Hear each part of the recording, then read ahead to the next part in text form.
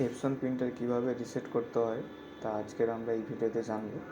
তার জন্য আমাদের প্রয়োজন এপসন রিসেটার বলে একটা সফটওয়্যার, যেটা আমরা গুগল ক্রোম থেকে পেতে পারি।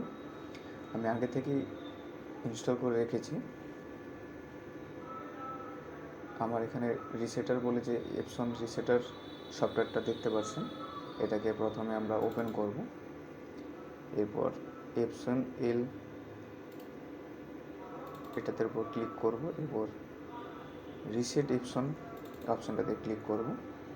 এখান থেকে প্রথমে আমরা পাসওয়ার্ডটা কপি করব, Ctrl+C করে পাসওয়ার্ডটা কপি করব। এরপর এটাকে আবার ক্লোজ করব। এরপর অ্যাডজাস্টমেন্ট প্রোগ্রাম এই অপশানটাতে আমরা ক্লিক করব।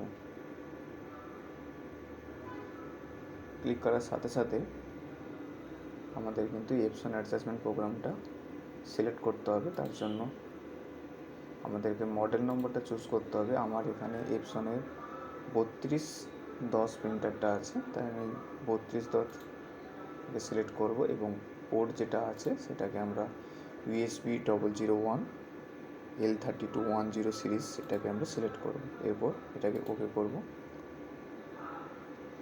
এরপর পার্টিকুলার অ্যাডজাস্টমেন্ট মোডে আমরা ক্লিক করব।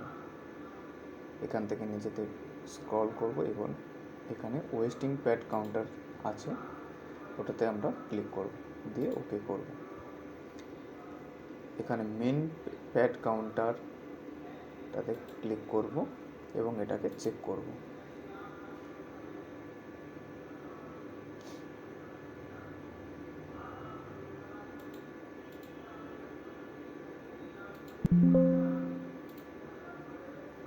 এখানে কিন্তু এখনও আমার 6346টা প্রিন্ট হওয়ার কথা ছিল, সবে মাত্র 852টা প্রিন্ট হয়েছে।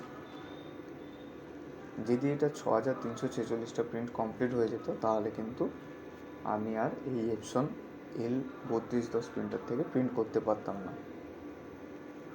তাহলে তার উপায় কী ছিল? এটাতে আমরা ক্লিক করব, দিয়ে ইন্টিলাইজ করব। এবার এটাকে আমরা ওকে করব। এখানে আমাদের বলেছে যে প্লিজ টার্ন অফ দ্য প্রিন্টারটাকে একবার অফ করব। প্রিন্টারটা অফ হয়ে যাওয়ার পরে এটাকে আমরা ওকে করব। এখানে দেখাচ্ছে the waste ink pad counter has been initialize properly, অর্থাৎ আমাদের এটা কমপ্লিট হয়ে গেছে। এবার এটাকে ওকে করব, দিয়ে এটাকে ফিনিশ করব। আর একবার আমরা এটা দেখব। ওয়েস্টিং প্যাড কাউন্টারে ক্লিক করে ওকে করব, দিয়ে মেন প্যাড কাউন্টারে ক্লিক করব, দিয়ে এটাকে চেক করব। আমাদের ইরর কোড দেখাচ্ছে, তার মানে এটা সম্পূর্ণভাবে আমাদের হয়ে গেছে। এবার এটাকে আমরা ফিনিশ করব। ওকে করলাম, ক্যান্সেল করব, ক্রস করব। রিসেট করার জন্য যে প্রয়োজনীয় সফটওয়্যারটা দরকার ছিল আমাদের, সেটা আমি ভিডিও লিঙ্কের ডেসক্রিপশনে দিয়ে দেব। এটাকে কিভাবে আপনারা ডাউনলোড করবেন তার একটা প্রসেস আমি আপনাকে দেখাচ্ছি। এর জন্য আমার কাছে যে লিঙ্কটা আছে সেটাকে আমি একবার কপি করব। কপি করার পর গুগল ড্রাইভে যাব এবং এখানে আমরা Ctrl+V করে পেস্ট করব, দিয়ে ইন্টারফেস করব।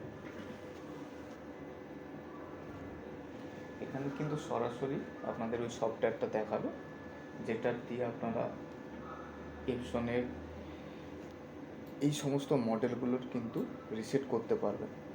সরাসরি এখানে ডাউনলোড অপশানে ক্লিক করবেন, দিয়ে এখানে আপনার কিন্তু ডাউনলোডটা শুরু হয়ে গেছে এবং এটা আপনার ডাউনলোড হয়ে গেছে।